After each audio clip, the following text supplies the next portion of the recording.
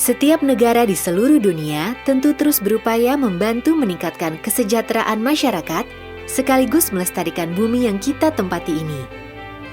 Agar upaya yang mulia ini lebih terarah, pada tahun 2000, negara-negara di seluruh dunia yang tergabung dalam Perserikatan Bangsa-Bangsa mendeklarasikan tujuan pembangunan milenium atau Millennium Development Goals yang dilakukan hingga tahun 2015. Agar tujuan pembangunan milenium atau MDGs tetap berlanjut, pemimpin dunia dari 193 negara telah berkomitmen untuk mencapai Sustainable Development Goals atau SDGs atau tujuan pembangunan berkelanjutan atau TPB yang diterapkan mulai tahun 2016 hingga 2030 dengan prinsip universal, integratif, dan memastikan tidak ada yang tertinggal. TPB yang terdiri dari 17 tujuan, 169 target, dan 230 indikator, kesemuanya difokuskan untuk mengeliminasi kemiskinan, melestarikan bumi dan menjamin kesejahteraan bagi semua, serta mengurangi kesenjangan di berbagai sektor baik kesehatan, ekonomi, sosial, maupun hukum. Dari ke-17 tujuan ini, tujuan yang berhubungan langsung dengan bidang kesehatan adalah tujuan pertama, tanpa kemiskinan, tujuan kedua, tanpa kelaparan, tujuan ketiga, kehidupan sehat dan sejahtera, tujuan kelima, kesetaraan gender, dan tujuan keenam, air bersih dan sanitasi layak. TPB juga dicanangkan untuk melanjutkan tujuan utama MDGs yang belum tercapai seperti sebanyak 42 ibu meninggal setiap hari karena komplikasi kehamilan, persalinan, ataupun nifas. 1 dari 250 orang usia 15-49 tahun terinfeksi HIV.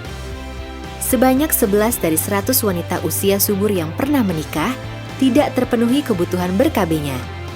Perkawinan anak yang masih terjadi sebesar 23%.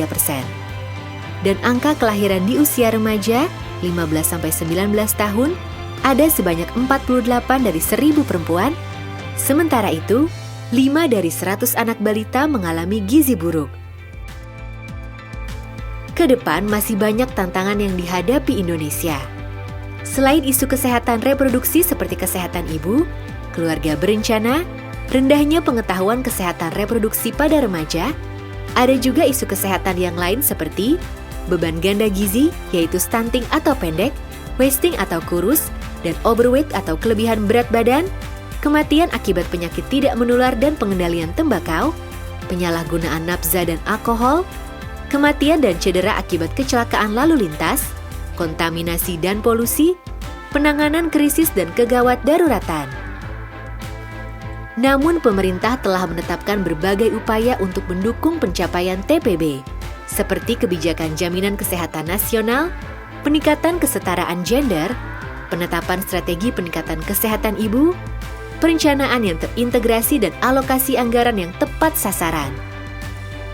Upaya-upaya tersebut perlu dukungan semua pihak, baik pemerintah pusat hingga daerah, parlemen, pemuda, filantropis, kalangan akademisi, pihak swasta, media, mitra pembangunan, organisasi masyarakat sipil maupun masyarakat umum harus dapat bersama-sama bersinergi mewujudkan tujuan pembangunan berkelanjutan.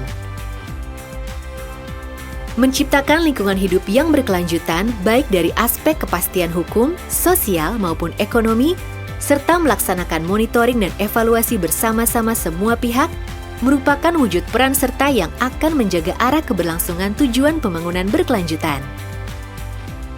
Ayo, kita dukung pencapaian tujuan pembangunan berkelanjutan demi terwujudnya Indonesia sehat dan sejahtera.